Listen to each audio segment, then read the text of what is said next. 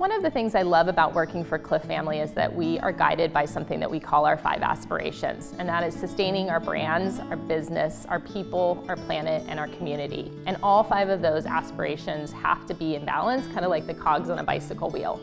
And if they're not, we are not thriving in the way that we can and contributing to our communities and our people and our planet as a business. Everyone here, every business decision we make is really focused around how does that impact our 5 aspirations, and we look at all 5 of those bottom lines to run our business. This is really kind of detailed into the DNA of who we are culturally as a business, and it goes all the way down to every level or layer of our company and our employees.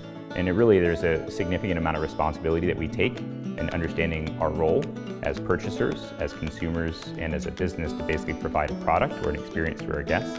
That usually kind of lives in the front of line.